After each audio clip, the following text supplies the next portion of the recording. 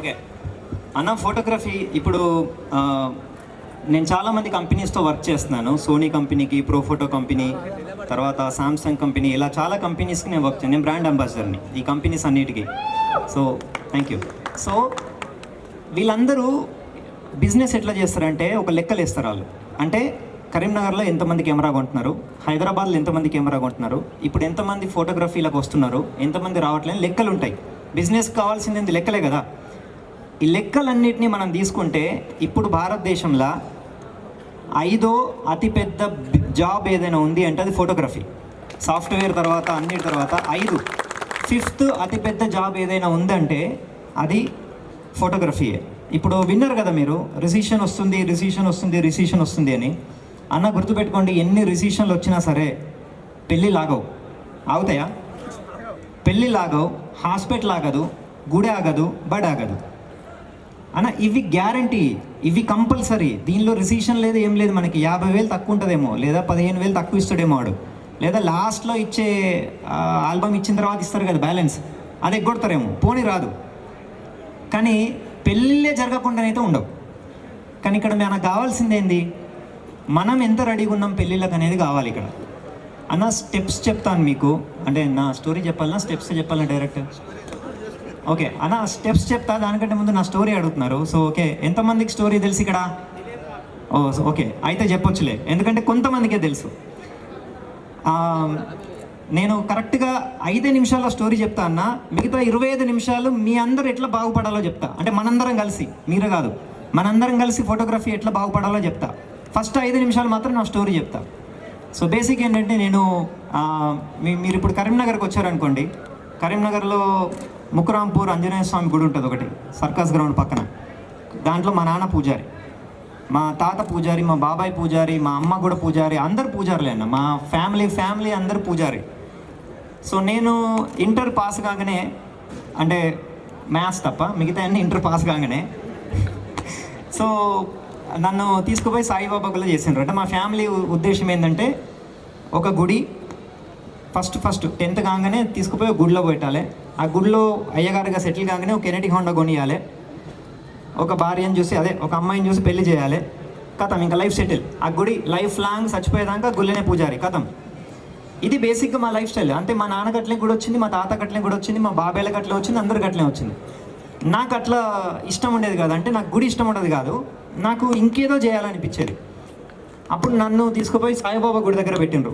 ఎక్కడ, మన కట్టరాంపూర్ దిగంగానే సైడ్కి రామ్నగర్ నుంచి స్ట్రైట్కి వెళ్తే ఒక సాయిబాబా గుడి ఉంటుంది. నన్ను సాయిబాబా గుడిలో పెట్టిండ్రు, గుళ్ళో పూజ చేయడానికి. అది ఎట్లా ఉండేదంటే, మార్నింగ్ 6 o'clock లోపు హారతి ఇవ్వాలి. ఆ టైంలో రోజు సన్ రైజ్ చూసి నాకు బాగా ఇంట్రెస్ట్ పెరిగింది. అరే ఇంత అందంగా కనబడుతుంది, దీన్ని ఫోటోలు తీసి ఎట్లుంటుంది అని.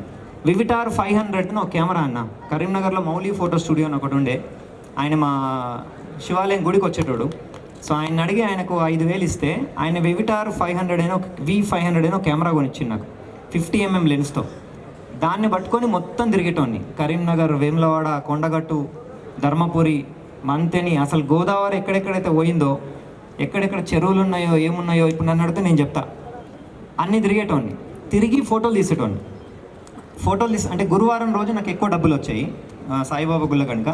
500 వస్తే ఆ 500లో 450 రూపాయలు మొత్తం నేను ఫిల్ములు, దాని ప్రింటింగే పెట్టేటోని. అలా చేస్తూ ఉంటే నాకు న్యూస్ పేపర్ చదివే అలవాటు బాగుంది. అప్పుడు JNTUలో దీని మీద కోర్స్ ఉంది అని చెప్పేసి ఒకటి చూసినాను. అంటే ఫోటోగ్రఫీ కూడా చదువుకునేది ఉంటుందా, ఓకే ఏందని చెప్పి హైదరాబాద్ వచ్చినాను. హైదరాబాద్ వస్తే దాంట్లో ఫోటోగ్రఫీ మనం JNTUలో ఎంట్రన్స్ ఎగ్జామ్ ఉంటుంది. అన్నిటికంటే దారుణమైన విషయం ఏంటంటే, 60 మార్కులు జనరల్ నాలెడ్జ్, అది ఓకే నాకు. కానీ మిగతా 60 మార్కులు పెయింటింగ్ వేయాలంట. అన్న చిన్నప్పుడు నా పెయింటింగ్ నేను ఇప్పటిదాకా వేయలే. పెయింటింగ్ అంటే అదే ఈ చర్మాన్ని సగం కోసుడు, లెఫ్ట్ కోసుడు ఉంటాయి కదా మీరు 10th క్లాస్లో, ఇవేవి నాకు వచ్చాయి కాదు. సరే ఇది ఎట్లా దీన్ని చేయాలని చెప్పేసి నాకు అర్థం కాలే. సరే ఇంకా బాగా కష్టపడి చదువుకున్నాను. JNTUలో ఎంట్రన్స్ ఎగ్జామ్ రాశాను. సో నాకు సీట్ వచ్చిన తర్వాత నేను దానిలో చదవడం స్టార్ట్ చేశాను. సో JNTUలో చదవడం స్టార్ట్ చేసిన తర్వాత ఫస్ట్ సంవత్సరం దాకా అమ్మతోడు ఒక్క ముక్క అర్థమైతోటన్న, ఒక్క ముక్క మొత్తం ఇంగ్లీషే. మా ఫ్యామిలీ ఇంగ్లీష్ లేదు, నా ఫ్రెండ్స్ ఇంగ్లీష్ మాట్లాడరు, మా టీచర్లు ఇంగ్లీష్ టీచర్ కూడా తెలుగులో చెప్పేది నాకు పాఠాలు. మేము ఇంగ్లీష్ లెసన్ 10వ తరగతి కూడా ఎట్లా పాస్ అయినా మాకే తెలియదు. జేఎన్టీయూలో మాత్రం వస్తే రాగానే మొత్తం ఇంగ్లీషు. సరే ఇక్కడ ఇంగ్లీష్ ఉన్నది కదా, మరి పోయి లైబ్రరీలో చదువుదాం అనుకుంటే లైబ్రరీలో మొత్తం ఇంగ్లీషే. ఏం చేయాలో అర్థం కాలే. సీనియర్ల దగ్గరకు పోయి అడుగుదామంటే వాళ్ళు ర్యాగింగ్ చేసేటోళ్ళు. ఏమరా ఎక్కడి నుంచి వచ్చినా పాటలు పాడడం వచ్చా, పాడు. ఇదే అన్న ఫోటోగ్రఫీ కాదు ఫస్ట్ పాట. సో ఇట్లా రకరకాలుగా సంవత్సరం దాకా ఏం చేస్తున్నాం, ఎందుకు వచ్చినాం, దీనికంటే అసలు సాయిబాబా గుళ్ళ పూజ చేసుకుంటే గురువారం మంచిగా హ్యాపీగా ఉండేది జీవితం. మళ్ళీ కరెక్ట్గా సంవత్సరం తిరిగేలోపు కెనటి హోండా వచ్చేది, తర్వాత సంవత్సరానికి పెళ్ళి అయ్యేది. ఇది ఏం కథ, ఎక్కడొచ్చి పడ్డా అని అనుకునేటోని నేను. కానీ వెనక్కి తగ్గలేదన్న, అనుకునేటోని కానీ వెనుకకు పోలే. సరే ఆలోచించిన తర్వాత చేస్తూనే ఉన్నా. అప్పుడు నాకు సీనియర్ ఒక ఆమె నాకు సలహా ఇచ్చింది, ముఫీసా అని, నా సీనియర్ ఫోటోగ్రాఫర్. ఆమె ఏం చెప్పిందంటే, మీరు ఫోటోగ్రఫీలో ఇంగ్లీష్ బాగా నేర్చుకోవాలంటే ఫస్ట్ లైబ్రరీకి పోయి ఫోటోగ్రఫీ వర్డ్స్ ఏమైతే ఉన్నాయో అది పెట్టుకొని, అన్న మీ అందరూ తెలుసు కదా, అందరి బ్యాగ్లో ఉండుంటాయి ఇప్పుడు కూడా, 30 రోజుల్లో రెపిడెక్స్ ఇంగ్లీష్ స్పీకింగ్ కోర్స్. ఆగో చూడు ఎంతమంది చేతుల్లో చూడు, అది పెట్టుకునేటోని. లైబ్రరీలో ఇట్లా ఓపెన్ చేయగానే అపార్చర్ అనగానే ఓకే, అపార్చర్ ఓపెన్ చేయగానే పలకల గది, ఓకే ఇదా, ఓకే దీని సంగతి ఏంటి ఇది. ఇట్లా డిక్షనరీ రెపిడెక్స్ ఇంగ్లీష్ స్పీకింగ్ కోర్స్తో మొత్తం ఇంగ్లీష్ నేర్చుకున్నాను అన్న 4th ఇయర్ అయిపోయేసరికి. సో 4th ఇయర్ అయిపోయేసరికి నేను college topper, one of the టాపర్గా నేను వచ్చిన 4 సంవత్సరాలు అయిపోయేసరికి.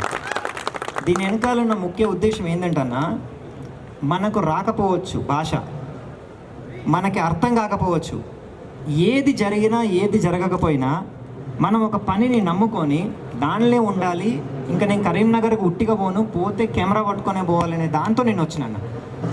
అది నన్ను ఫోటోగ్రఫీకి చేసేలాగా చేసింది. 2nd ఇయర్ ఉన్నప్పుడే నేను స్టూడియో పెట్టినా.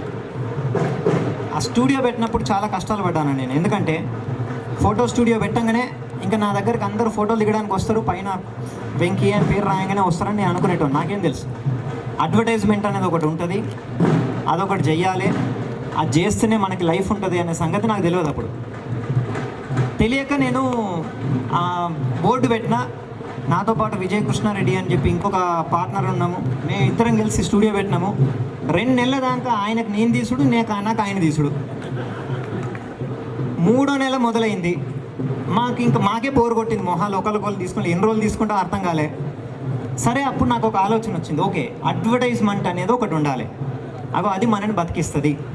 అప్పుడు మేము వెంగళరావు నగర్ గల్లీలో ఉండేటం, వెంగళరావు నగర్ చౌరస్తాలో, అది ఇప్పుడు ఎస్ఆర్ నగర్ సిగ్నల్ ఉంది కదా, అక్కడ దిగి అరటిపండ్లు అమ్మేటోళ్ళు, టీ పెట్టేటోళ్ళు, ఇస్త్రీ చేసేటోళ్ళు, వాళ్ళందరినీ స్టూడియోకి తీసుకుపోయి వాళ్ళకి ఫోటోలు తీశాను.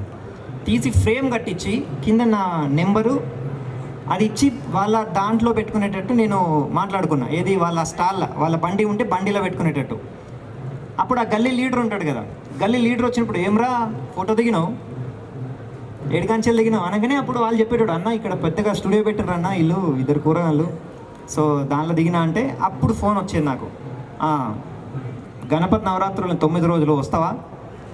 అలా మెల్లమెల్లగా ఓకే, అప్పుడు అర్థమైంది అడ్వర్టైజ్మెంట్ అంటే ఇది. ఓకే మనం వెళ్ళాలి, మన దగ్గరికి రారు ఎవరు, బోర్డు పెట్టగానే జనాలు రారు, మనం పోవాలి జనాల దగ్గరికి అనేది అప్పుడు అర్థమైంది నాకు.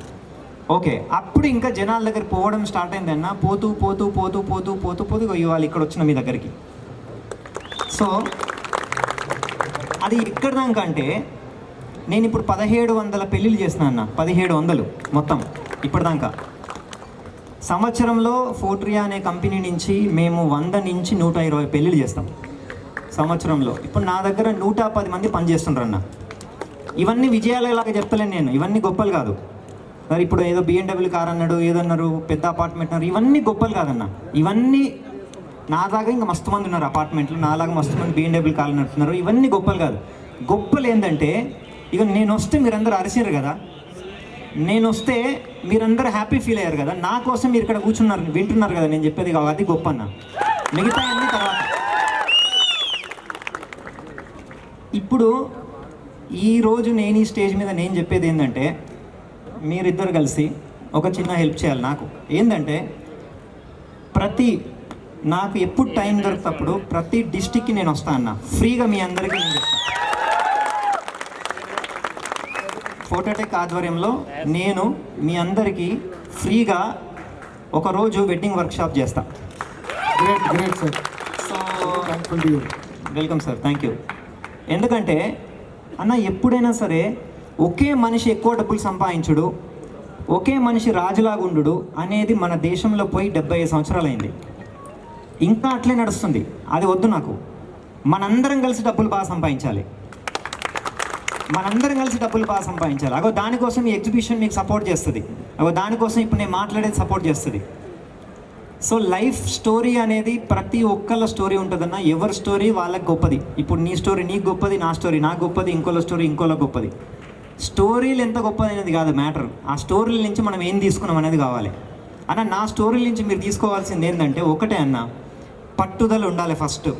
అండ్ నేను ఫోటోగ్రఫీ అనుకున్నాను కదా, ఇంకా ఫోటోగ్రఫీయే చేయాలి. మధ్యలో కొన్ని రోజులు రియల్ ఎస్టేట్కి పోయి ఆఫ్ సీజన్ అప్పుడు, మళ్ళీ తర్వాత కార్ల వ్యాపారం చేసి, దాని తర్వాత ఇంకోటి చేసి, తర్వాత సెల్ ఫోన్ల షాప్ పెట్టుకొని ఇట్లా వద్దన్నా.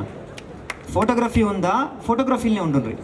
ఫోటోగ్రఫీ గురించే ఆలోచించుండ్రి, ఫోటోగ్రఫీ గురించే మాట్లాడండి. అప్పుడు నిజంగా మనలో ఉన్న ఫోటోగ్రాఫర్ బయటకు వస్తాడు.